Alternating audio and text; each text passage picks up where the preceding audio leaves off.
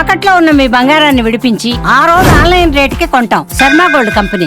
నమస్తే, welcome to Suman TV. Ration card కోసం దరఖాస్తు చేసుకున్న వాళ్ళు ఎలాంటి ఆందోళన చెందాల్సిన అవసరం లేదని మంత్రి నాదెండ్ల మనోహర్ స్పష్టం చేశారు. దరఖాస్తు చేసుకున్న వాళ్ళకి మధ్యకాలంలో కొన్ని సమస్యలు ఎదురవుతా ఉన్నాయి. అధికారుల నుంచే మీరు కొత్తగా దరఖాస్తు చేసుకున్నారా, దానికి రుజువేంటి, దానికి ఆధారం ఏంటి అని ప్రశ్నిస్తున్నారు క్షేత్రస్థాయిలో ఉన్నటువంటి కొంతమంది అధికారులు. మీరు కొత్తగా పెళ్లి చేసుకున్నారా, మీ పెళ్లికి సంబంధించిన ఫోటోలు కానీ పెళ్లి కార్డు కానీ ఏమైనా ఉంటే ఇవ్వండి, అప్పుడు మీకు రేషన్ కార్డు వస్తుంది అని చెప్తున్నారు కింద స్థాయిలో ఉన్నటువంటి అధికారులు. అయితే ఇది పై స్థాయికి వెళ్ళింది, మంత్రుల వరకు వెళ్ళడంతో దీని మీద ఒక క్లారిటీ ఇచ్చారు.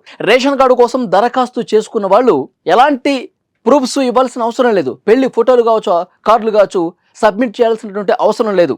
మీరు దరఖాస్తు చేసుకుంటే చాలు, 3 వారాల్లోనే 21 రోజుల్లోనే మీ రేషన్ కార్డుకి సంబంధించిన సమస్య పరిష్కారం అవుతుంది. అవసరమైతే క్షేత్రస్థాయిలో ఉన్నటువంటి అధికారులు వాళ్ళ ఇంటికి వెళ్ళి వీళ్ళు అర్హులా కాదా, వీళ్ళు నిజమైన లబ్ధిదారులా కాదా చెక్ చేసుకోవాల్సిన బాధ్యత వాళ్ళది.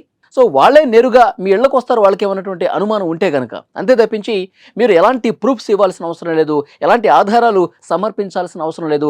అసలు మీరు ఆందోళన చెందకండి, రేషన్ కార్డు కోసం దరఖాస్తు చేసుకోండి చాలు, అధికారులే మొత్తం చేసి పెడతారు అని చెప్పి చాలా స్పష్టంగా పౌర సరఫరాల శాఖ మంత్రి నాదెండ్ల మనోహర్ గారు స్పష్టం చేశారు. కొత్తగా రేషన్ కార్డులు వస్తూ ఉన్నాయి. 4,24,00,000 మంది పేర్లు ఆల్రెడీ నమోదై ఉన్నాయి. వాళ్ళందరికీ అధునాతన సాంకేతికతో కూడినటువంటి రేషన్ కార్డులు ఇవ్వబోతున్నామని కూడా చాలా స్పష్టంగా చెప్పారు నాదెండ్ల మనోహర్. ఆ కార్డు ఏ విధంగా ఉంటుందంటే, మనకు పాన్ కార్డు లాగా డ్రైవింగ్ లైసెన్స్ కార్డ్స్ ఎలా అయితే ఉంటాయో అదే తరహాలో సాంకేతికతతో కూడిన క్యూఆర్ కోడ్తో కూడినటువంటి కార్డ్స్ ఇష్యూ చేయబోతున్నట్టుగా తెలుస్తోంది. మనం రేషన్ షాప్కి వెళ్ళి ఆ కార్డు ఇస్తే చాలు, వాళ్ళు ఆ క్యూఆర్ కోడ్ని స్కాన్ చేస్తారు.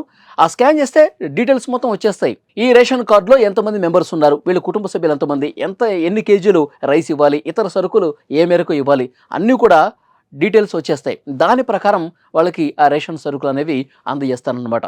సో డెఫినెట్గా ఉన్న సాంకేతికతను జోడించి లబ్ధిదారులకు ఎవరైతే అర్హులు ఉంటారో వాళ్ళందరికీ పూర్తి స్థాయిలో న్యాయం చేస్తాం. జూన్లోనే ఈ కొత్త కార్డులు కూడా జారీ చేస్తామని చెప్పారు.